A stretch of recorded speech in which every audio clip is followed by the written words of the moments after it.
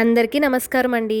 చాలా రోజుల తర్వాత మన మంతేజ్ అఫీషియల్ ఛానల్లో ఫుల్ లెంత్ వీడియోతో మీ అందరినీ కలుసుకోవడం నాకు చాలా హ్యాపీగా ఉందండి. సో ఆలస్యం చేయకుండా మురుడేశ్వర్ టెంపుల్ స్థల పురాణంలోకి వెళ్ళిపోదామా?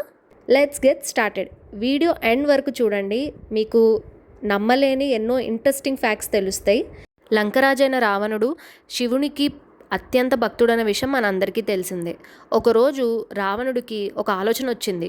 శివుని దగ్గర ఉన్న ఆత్మలింగాన్ని లంకకు తీసుకెళ్తే నేను అపార శక్తిని సాధిస్తాను, అలాగే నాకు అమరత్వం వస్తుంది అని ఆలోచించి వెంటనే రావణుడు శివుని గూర్చి అయితే ఘోర తపస్సును మొదలు పెడతాడు. అది నారదుడు చూసి వెంటనే విష్ణుమూర్తి దగ్గరికి వెళ్తాడండి. వెళ్ళి ప్రభు రావణుడు తపస్సు చేస్తున్నాడు, అతనికి గనుక ఆత్మలింగం దొరికితే లోకానికే ప్రమాదం అని అయితే చెప్తాడు.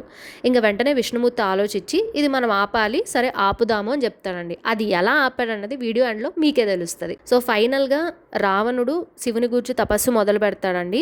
ఎంత ఘోరమైన తపస్సు చేస్తాడంటే అతని దగ్గర ఉన్న 10 తలల్లో ఒక్కొక్క తలని శివునికి అర్పిస్తూ ఉంటాడండి. చివరికి శివుడు సంతోషించి రావణుడికి అయితే ఆత్మలింగాన్ని ఇస్తాడు. కానీ ఒక ముఖ్యమైన షరతు పెడతాడండి. ఏంటంటే ఈ లింగాన్ని ఎక్కడా నేలపై పెట్టకూడదు, ఒకసారి పెడితే అది అక్కడే స్థిరంగా మారిపోతుందని అయితే శివుడు చెప్తారు. అప్పుడు రావణుడు ఇంకా వెంటనే ఆత్మలింగం తీసుకొని ఆనందంగా లంక వైపు బయలుదేరతాడు. ఇప్పుడు విష్ణుమూర్తి ప్లాన్ అయితే స్టార్ట్ అయ్యింది. ఉదయాన్ని వెంటనే సాయంకాలంగా మార్చేస్తారండి. సో సాయంకాలం అయింది. ఇప్పుడు గణేశుడు, నారదుడు వెళ్ళి గణేశుడికి కూడా విషయం చెప్తాడు. గణేశుడు ఏంటంటే ఒక చిన్న బాలుడి రూపం, బ్రాహ్మణ్ రూపంలో అయితే వస్తాడు.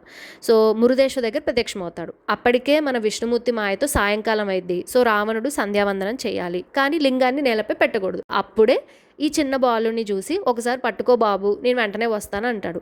మన వినాయక స్వామి ఏం చేస్తారంటే నేను ఎక్కువసేపు పట్టుకోలేను, నేను 3 సార్లు పిలుస్తాను, నువ్వు రాకపోతే నేను నేలపై పెడతానని చెప్తారు. కొద్దిసేపటికి రావణ రావణ రావణ అని 3 సార్లు పిలుస్తాడు. అంత మెల్లిగా పిలిచేసరికి రావణుడికి వినిపించదు.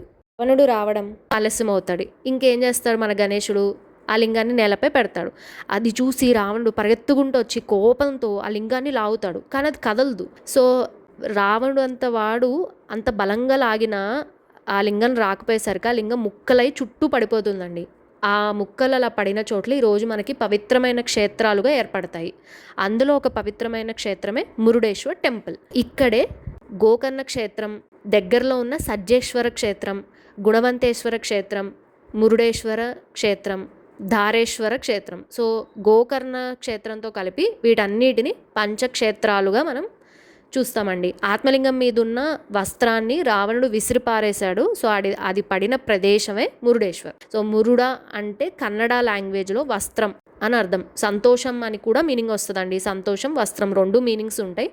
అందుకే సంతోషాన్ని ఇచ్చే దేవుడు ఉన్న ప్రదేశం కాబట్టి క్షేత్రాన్ని మురుడేశ్వర్ అని అయితే పిలుస్తారు. సో మనకి హ్యాపీనెస్ కోసం అండ్ ఆల్సో మనం హెల్తీగా మంచిగా వెల్దీ సో అవన్నీ మనకి జీవితంలో ఉండాలి అని అయితే మనం ఈ మురుడేశ్వర క్షేత్రానికి వచ్చి అయితే మనం ఆ శివయ్యని వేడుకుంటామండి. సో అది ఈ స్థల పురాణం. Thank you so much for watching the video. Please don't forget to like, share and subscribe to Mantej official. Bye bye.